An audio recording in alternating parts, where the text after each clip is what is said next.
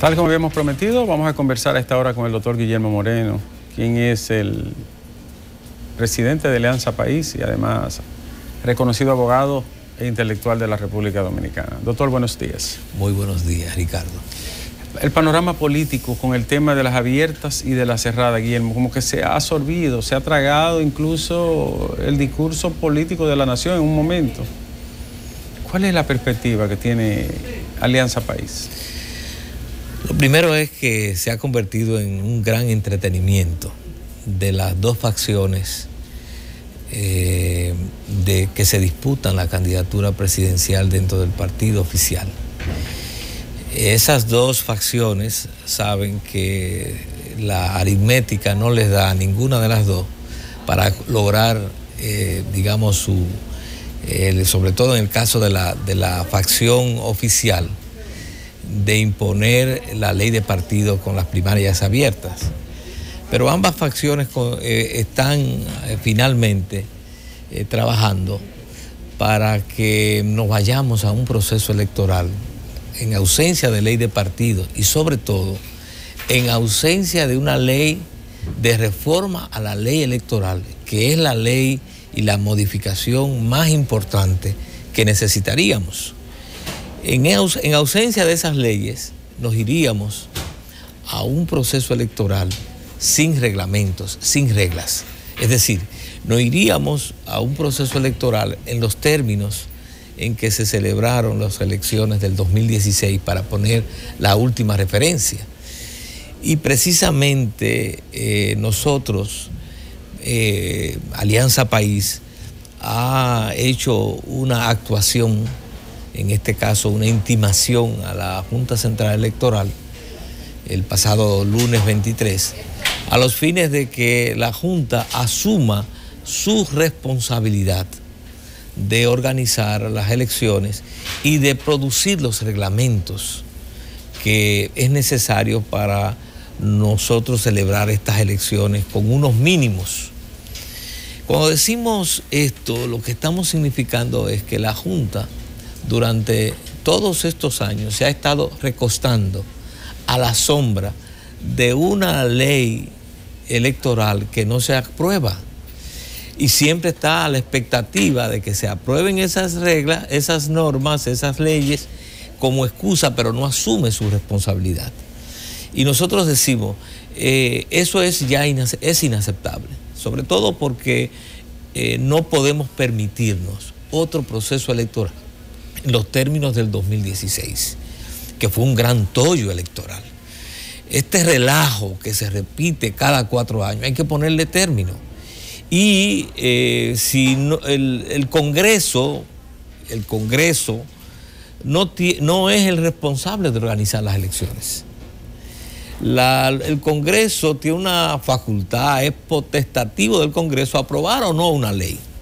Ahora, la Junta Central Electoral sí tiene una responsabilidad constitucional: organizar elecciones libres, transparentes y con equidad. Y a esos fines, la propia Constitución le da facultad reglamentaria y específicamente le dice que tiene que reglamentar los límites y tiempos de campaña y de los gastos de campaña, y además reglamentar el acceso equitativo de los partidos a los medios de comunicación.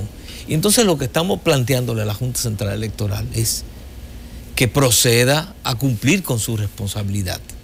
Que ya sabemos que el escenario congresual no es más que un escenario de distracción, que ahí no hay posibilidad alguna, a menos que los hombres del maletín sean mucho más eficientes de lo que las aritméticas dicen, de que no hay, la facción oficial no tiene mayoría para aprobar la ley, pero en ese Congreso puede suceder cualquier cosa. Guillermo, pero esta parte del emplazamiento de usted de la Junta Central Electoral, yo vi la comunicación.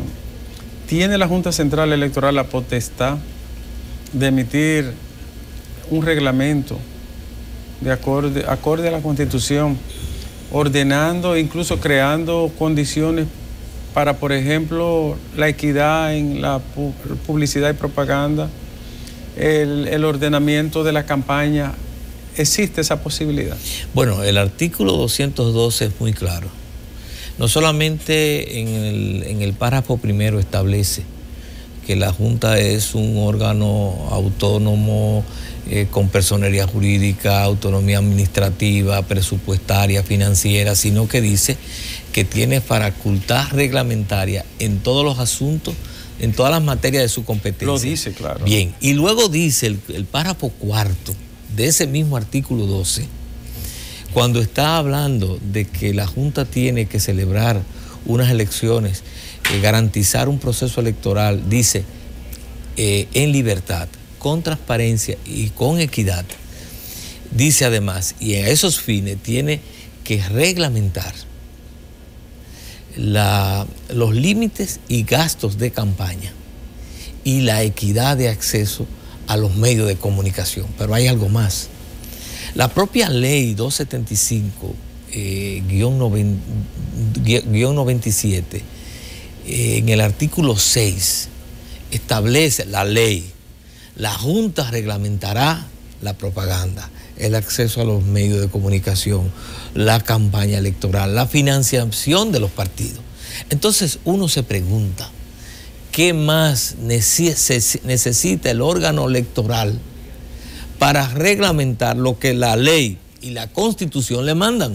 ¿Por qué la Junta nunca ha hecho uso de esa facultad, ni ha expuesto como poder ese arbitrio, no ha decidido reglamentar cuestiones que le son propias y que sí, no es otro órgano que debe de hacerlo, es la propia Junta que organiza el proceso electoral? ¿Por qué nunca ha ocurrido eso? Y siempre baja la cabeza. Primero, por componenda con el poder y con el partido oficial. No vamos a esa Constitución, la del 2010, se han celebrado 2 elecciones y en las 2 elecciones la Junta Central Electoral ha estado bajo el control directo del partido oficial. Y a ese partido no le conviene esa reglamentación. Le conviene que vayamos a procesos electorales sin reglas claras, porque eso es lo que permite que ellos hacer todo el clientelismo, compra de votos, etc. Y lo segundo, primero componente y segundo, una gran irresponsabilidad. Una gran irresponsabilidad porque no están asumiendo un mandato constitucional y una responsabilidad que la Constitución pone a su cargo. Insisto, no es el Congreso el que organiza las elecciones. Es potestativo del Congreso hacer o no una ley. Y tiene incluso 18 años discutiendo la ley de partidos. Habría que pensar entonces que va a ocurrir lo mismo nueva vez. Bueno, entonces para eso es que estamos precisamente actuando.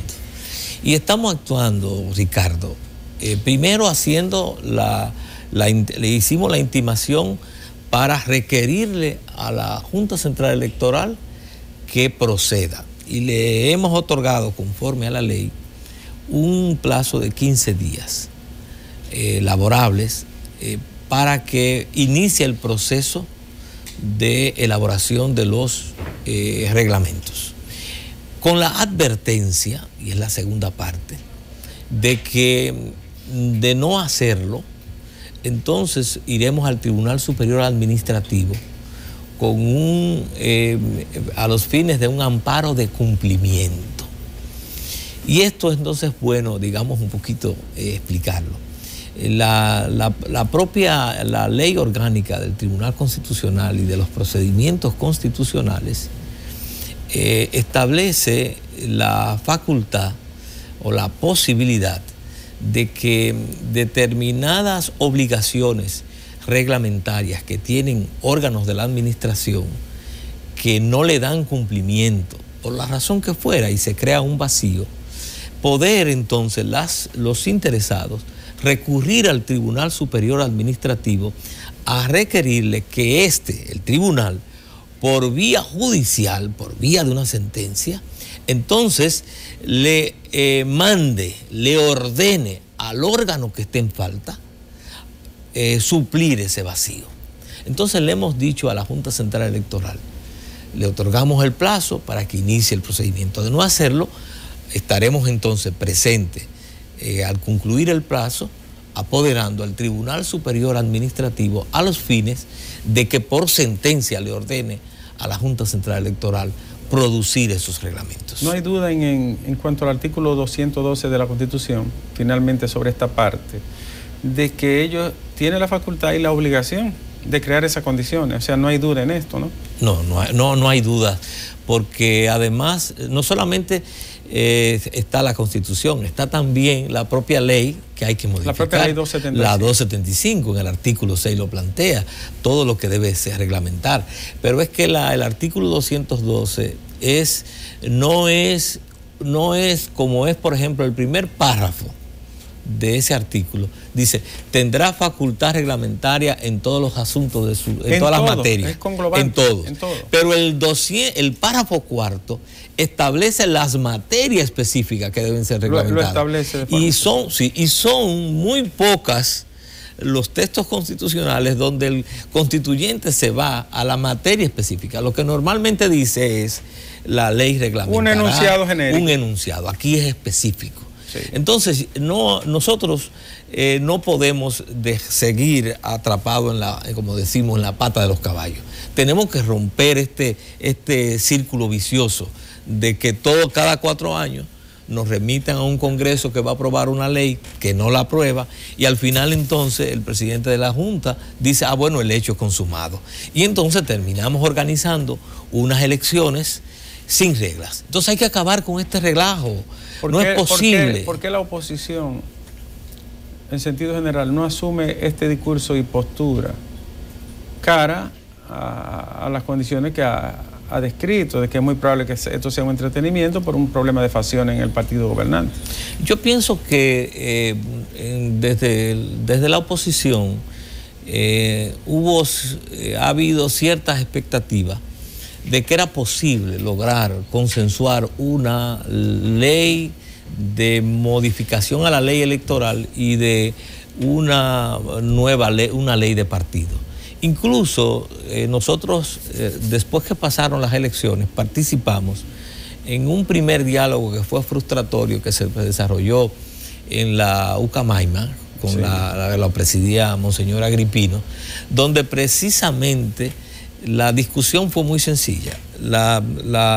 Los sectores de la oposición lo que planteábamos era, empecemos por discutir criterios para la elección de los miembros de la Junta Central Electoral. Segundo, la ley de modificación de la ley electoral. Y tercero, la ley de partido. El sector oficial planteó, estamos hablando del 2016, ya en ese momento no. Este diálogo es para discutir la ley de partido.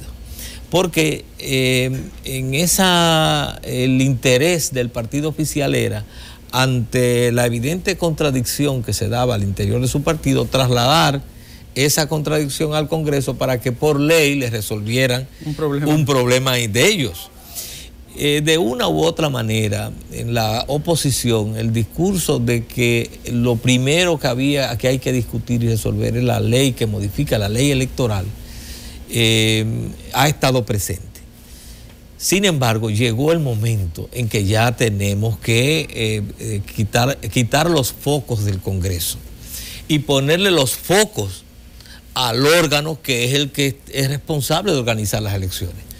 Alianza País ha tomado esta iniciativa, pero no es excluyente de que participe todo el conjunto de partidos. Y ahora, digamos, si la Junta crea el escenario para discutir los reglamentos, debemos participar. Y si no, nosotros estaremos en el Tribunal Superior Administrativo y también ese es otro escenario y está abierta la posibilidad de que el requerimiento, el apoderamiento que hagamos del tribunal no lo haga solo Alianza País. Está abierta la oferta de que todos los partidos que quieran acompañarnos ante el Tribunal Superior Administrativo, bueno, estamos abiertos a participar conjuntamente. Bien, doctor, en el orden jurídico o judicial, usted como un técnico del derecho penal, ¿cómo vislumbra, este escándalo de la Oficina Metropolitana de Servicios de Autobuses, ONSA, que a mucha gente le ha sorprendido que una institución presumiblemente pequeña que no manejaba tantos recursos, haya habido un pandemonio como este que ha estallado después de la auditoría que se hizo a la ONSA? ¿Hasta dónde puede extenderse esa responsabilidad? Lo que esto refleja, Ricardo, es que pone así al descubierto, que hemos estado gobernados por una mafia política. Y hablar de esto a uno le impacta, porque muchas veces tal vez algunos creen que uno es muy duro en la expresión, pero es la realidad. Es decir, hoy día estamos discutiendo este tema de ONSA porque en su desvarío llegaron al crimen de sangre. Pero ¿cuántos otros escenarios donde no han llegado al crimen de sangre reproducen el esquema de ONSA? Es decir, el otorgamiento de una institución pública para un grupo, para que aliado con sectores privados, con sectores policiales, militares, depreden y creen una fuente de acumulación sin ningún tipo de control. Eso no ha sucedido, no sucede solo en ONSA. Ese esquema de depredación y de robo no sucede solo en ONSA. En ONSA se ha descubierto por el crimen de sangre. Pero si nosotros levantáramos, como decimos en el Cibao, esa yagua, vamos a encontrar muchos alacranes. Son muy pocos los organismos del Estado que no reproducen este esquema.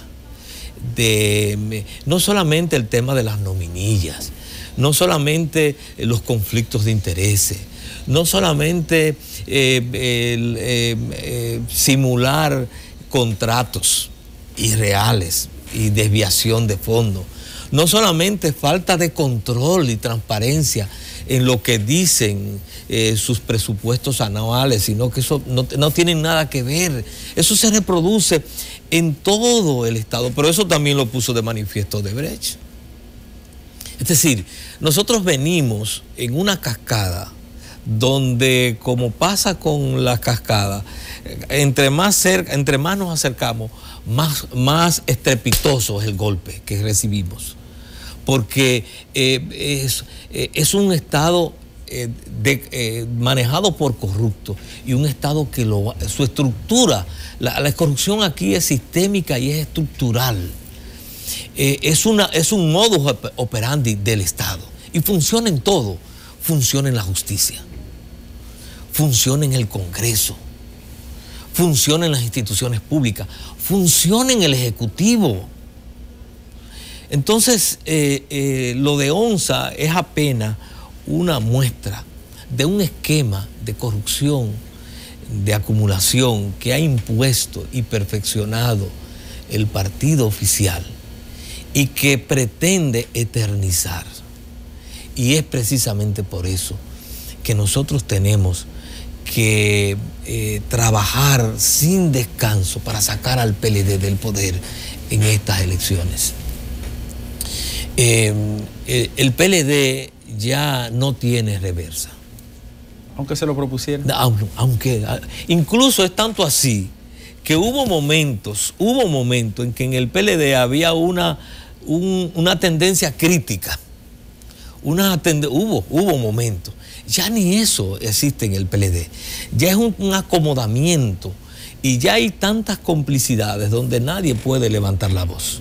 Entonces, yo pienso que han convertido en normalidad este caos de la administración pública en base al robo. Lo han convertido en normal. Tú ves gente decente que se manifiesta incluso legitimando este estado de cosas. Gente aparentemente incluso decente. Se han desconectado de la realidad, porque ese crimen de ONSA y ese esquema demuestra que alguien estaba tan ensoberbecido en el poder que perdió contacto con la realidad, porque cuando uno llega al punto de matar. Sí, de matar, y de una manera, y la forma en cómo se ejecuta esto, nos damos cuenta que es alguien que su poder es tanto que se desconecta de que va a ser descubierto. Y eso entonces es algo que es grave. No hay solución a un solo problema en la República Dominicana si no salimos del PLD, porque el esquema de poder del PLD lo sesga todo. Y cuando nosotros digo el PLD por lo siguiente: hay un sector en la oposición que se opone a la reelección y se opone a la reelección de Danilo Medina. Y nosotros decimos, es más allá, es el continuismo del PLD. Porque no se trata aquí solo de un personaje, es un esquema de poder. Y ese esquema de poder lo representa el PLD. Y no importa el candidato, ya es un modus operandi de ese partido, de su relación con el Estado y la sociedad, y lo va a reproducir cualquier candidato que el PLD pudiera plantearse. Por eso la idea es, la meta tiene que ser sacar al PLD del poder, acabar con el continuismo del PLD y impulsar un cambio democrático en la República Dominicana, hacer las reformas, las transformaciones necesarias para que podamos enrumbar este país por senderos de justicia social, de democracia participativa, de soberanía, de independencia. Y esto es tan importante, Ricardo, esto último, de sustituir y salir del PLD para hacer un cambio democrático, porque no queremos sacar al PLD en el 20 para que luego venga como El Salvador en el 24. Tenemos que cortarle la sala a ese esquema de poder, a esa mafia que de una u otra manera venimos arrastrando durante muchas décadas. Nos queda poco tiempo, doctor, en la entrevista. Estamos entrando en la fase intermedia ya del caso de Brecht. Ya para ahora, junio, va a haber audiencia preliminar, presumiblemente, ¿no? ¿Qué rumbo tiene brevemente Odebrecht hoy en la República Dominicana? Bueno, la verdad es que todos los indicativos es que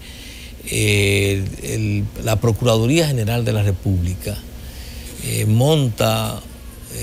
va a reproducir en gran medida el mamotreto que ya nos mostró hace unos meses. No ha variado nada.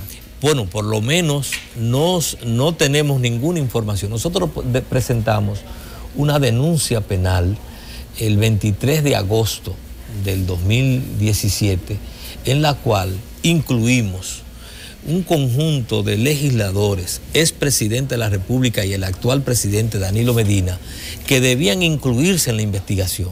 Y planteamos también que debía incluir la sobrevaluación y las obras que se han construido en el periodo de Danilo Medina. Y resulta que no tenemos, sugerimos un conjunto de medidas cautelares que iban o debían acompañar esa investigación penal. No tenemos información ni datos de que ninguna de esas medidas se han adoptado. Por tanto, lo que hacemos presumir es que va a ser la reproducción de los 14 implicados originalmente. Es decir, más impunidad es lo que parece ser que vendrá, doctor, en el caso de Odebrecht. Gracias al doctor Guillermo Moreno por acompañarnos en esta entrevista. Ya estaremos más adelante hablando cuando se inicie eso que usted llama mamotreto en el caso de Odebrecht. Bueno, la verdad es que hay poca esperanza. Gracias, nosotros Ricardo. Vamos a la pausa, retornamos en momento.